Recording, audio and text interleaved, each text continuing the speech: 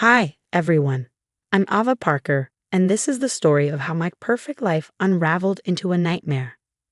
You know those moments when you realize everything you've built is standing on quicksand? Mine came crashing down at my in-laws' Hampton estate. But let me start at the beginning. Darling, you really should let me handle the curtain selections for your new office. These choices are rather middle class. That was my mother-in-law, Victoria. Middle class was her favorite insult, reserved for anything I did. She dropped by my interior design studio unannounced, again, as I was putting the finishing touches on my latest project.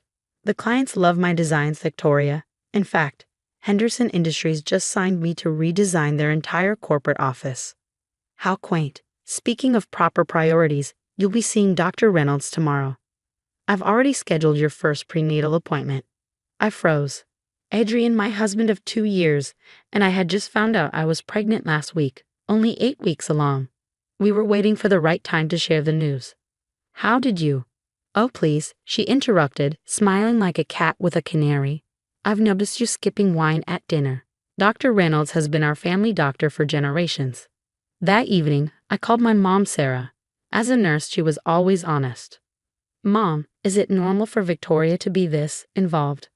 Honey, nothing about that woman is normal. Remember when she tried to uninvite your cousins from the wedding because their shoes were from Target? The next day, over coffee, my best friend Kate, who's a detective with a finely tuned radar for manipulation, was even more blunt.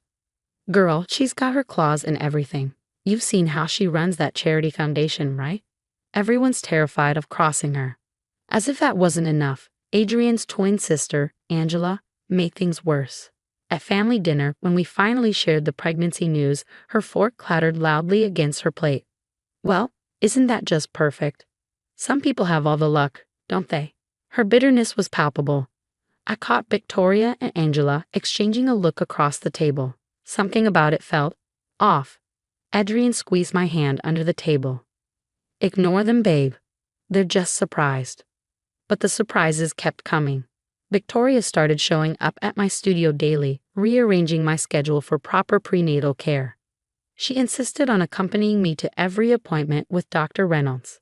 It's family tradition, she'd say with that icy, unrelenting smile. We take care of our own. Looking back, I should have paid more attention. The way Victoria hovered over every decision, how Angela's eyes followed me like a hawk, and those hushed conversations that abruptly ended whenever I walked into the room. But they were family, and family wouldn't hurt you, right? The Hampton estate was picture perfect that Saturday, gleaming with crystal and white roses. Victoria had spared no expense for her garden tea party. Such a lovely afternoon to celebrate our growing family, she announced, handing me a cup of tea with a peculiar gleam in her eye. This blend is specially crafted for expectant mothers, she added. I'd noticed her preparing the teas separately in the kitchen earlier, measuring out different amounts for different cups. I hadn't thought much of it then. That's what haunts me now. I should have said something. The cramps started midway through the second round of potato fours. At first, they were small, like period pain. Then they intensified quickly, sharp and relentless. I excused myself, trying to mask the cold sweat breaking across my forehead. Halfway up the grand staircase, I heard voices from the study. The door was slightly ajar. This will solve both our problems, Victoria's voice said, smooth and calculated. The foundation's secrets stay safe, and you'll finally give this family its first grandchild. Angela's reply was a murmur, but the meaning was clear. My blood ran cold. The cramping took on a horrible new meaning, barely making it to the bathroom. Before the pain fully took over, I heard the sound that sealed my fate, the click of a lock from outside the bathroom. Victoria? Angela? Something's wrong. I need help. My voice was desperate, my body trembling as the cramping worsened. Don't be so dramatic, dear, Victoria replied coolly from the other side. Every pregnancy has its discomforts. Please, I gasped, clutching the counter as I felt warm blood soaking through my dress. I'm bleeding. Family matters stay private, Ava.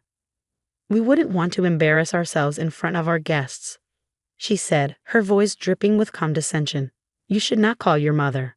The pain became unbearable. My phone had no signal. Of course, Victoria had chosen this bathroom, the one dead zone in the mansion. But thank God for my smartwatch. With shaking hands, I managed to send my location to Kate with the code 9911 and the word baby. She'd understand. Another wave of agony tore through me, and I screamed. The sound was drowned out by the classical music someone had turned up downstairs. "Stop making such a fuss," Angela called through the door, her voice cold and unyielding. "This is for the best." Through tears, my eyes landed on the cup of tea Victoria had handed me earlier. I'd brought it with me to the bathroom, setting it on the counter. Wrapping it carefully in my blood-stained dress, I tucked it into my purse. Then, I grabbed the hand towel I'd used to wipe my mouth earlier. Evidence. Kate had always said, "Preserve the evidence, no matter what." The next hour was a haze of agony. I barely registered the sound of sirens in the distance. Victoria's voice was sharp and indignant. "Officers, this is a private family matter." Then, like a lifeline, I heard my mom. "Where is my daughter?" When they finally broke down the door, it was too late for my baby. But as the paramedics lifted me onto the stretcher, I saw Kate in the doorway, her camera flashing as she documented the scene. She held up the bloody towel and teacup with gloved hands. "Mrs. Kingston," she addressed Victoria icily, "I suggest you and your daughter don't leave town." Through the fog of pain and grief, I caught a glimpse of Victoria's face. The mask of control had cracked, and for the first time she looked truly terrified. But this wasn't over. Not by a long shot. 3 months living at my mom's house gave me time to grieve and plan. Adrian kept calling, begging me to come home. "Baby, please, Mom feels terrible about what happened. She thought you were just having normal pregnancy symptoms." Like how locking me in a bathroom was normal, or how choosing our doctor was normal. Adrian had no answer, but I did. Working from my laptop, I dug into the Charity Foundation's records. Victoria had given me access months ago, likely assuming I was too middle class to understand financial documents. She underestimated me. "Kate, look at this," I said one night, sliding my laptop across the kitchen table. The foundation paid $500,000 for emergency structural repairs to a building they don't even own. Kate whistled. "And these contractors? They don't exist. This is money laundering 101. The hospital toxicology report arrived next. Kate spread the papers out in front of me.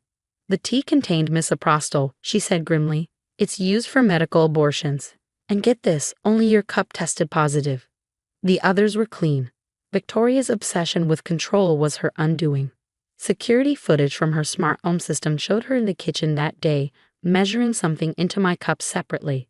Then came Dr. Reynolds' records, years of monthly payments from the Foundation for Consulting Services. "Your perfect family doctor was on Victoria's payroll," Kate said. "He knew exactly what that tea would do." The final blow came when Angela showed up at my mom's door, mascara streaked down her cheeks. "I can't sleep," she sobbed. "I keep hearing you scream." She spilled everything. The Foundation's fake charities, Victoria's panic over my pregnancy, threatening her empire, and the plan to end it all. "I was so jealous of your pregnancy," Angela admitted, trembling. "I went along with it.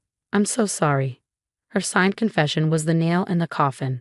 I laid everything out for Adrian, the fraud, the toxicology reports, Angela's confession, and finally, the security footage showing his mother poisoning me. His hands shook as he stared at the evidence. "She always said everything she did was for the family." I thought. His voice broke. "I thought she meant protecting us." "She meant protecting her criminal empire," I said. "What are you going to do?" I picked up my briefcase, now packed with evidence. "I already did it. The FBI has everything. The next move is theirs." The raid came at Victoria's most prized event, the annual charity gala. Under the glittering chandeliers surrounded by the elite of society, the annual Kingston Foundation Gala was Victoria's crowning achievement, a glittering affair where Manhattan's elite patted themselves on the back for their generosity. It was meant to showcase her power and influence. Too bad the FBI had other plans. "FBI, everyone stay where you are." The agent stormed in mid-sentence, interrupting Victoria's carefully rehearsed welcome speech. The room froze and all eyes turned to the stage. The look on her face, priceless. Her perfect mask shattered as an agent stepped forward. "Victoria Kingston, you're under arrest for money laundering and aggravated assault." "This is ridiculous. Do you know who I am?" Victoria snapped. but her voice wavered as handcuffs clicked around her wrists. The society pages had a field day the next morning. Kingston Foundation, charity or criminal enterprise? Socialite grandmother to be charged in forced miscarriage plot. Her precious reputation, built over decades, was obliterated overnight. Dr. Reynolds broke first, striking a plea deal to reduce his sentence. Mrs. Kingston provided the drugs and instructed me to approve their use. She said it was a family matter. His medical license was revoked within hours of his confession. Adrian, shattered and guilt-ridden, came to my office with divorce papers in hand. "I'm not contesting anything, Ava. Take whatever you want." His voice cracked. "I'm sorry I didn't protect you." I signed without hesitation. Victoria's trial was swift. Multiple counts of money laundering, aggravated assault, and conspiracy sealed her fate. Standing in court in a designer suit that looked wildly out of place with handcuffs, she listened as the judge condemned her actions. The court recognizes the particularly heinous nature of using medical assault to conceal financial crimes, the judge declared before delivering a lengthy sentence. Angela sent a letter from the therapy retreat she checked into. "I'm getting help.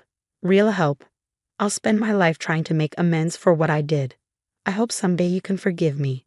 I used the divorce settlement to expand my design business internationally, opening offices in London and Dubai. It turned out Victoria's society connections weren't the only path to success. My work spoke for itself. 1 year later, I stood on a stage accepting the International Design Innovation Award. The moment felt surreal, a lifetime away from the woman I'd been during those dark days. The news ticker below the stage caught my eye. Kingston Foundation appeal denied. Assets permanently seized. Congratulations on the award. I turned to find a handsome stranger holding 2 champagne glasses. "I'm Marcus," he said, offering me one. "I love how you incorporated sustainable materials in the Henderson project." He knew my work, not my scandal. His smile reached his eyes, genuine and warm. "Would you like to discuss design over dinner?" For the first time in forever, I felt light, free. "Yes," I said, smiling. Victoria thought she was writing my tragedy, but instead she handed me the pen to write my own story. One where the villain falls, justice wins, and the heroine doesn't just survive, she thrives. Looking back, I've realized something. When you try to bury someone, you'd better make sure they're not a seed. Because we grow back stronger, and we bloom. What about you? What would you have done if you discovered your mother-in-law wasn't just toxic, but criminally dangerous? Would you have quietly gathered evidence like I did or confronted her immediately? Think about it. Victoria thought she was protecting her empire, but her actions destroyed everything she built. Sometimes the worst betrayals come from people who claim they're acting for the family. And here's another thought. Angela chose to come clean and seek redemption, while Victoria refused to acknowledge her crimes to the bitter end. At what point do you stop forgiving family members who keep hurting you? Share your thoughts in the comments below.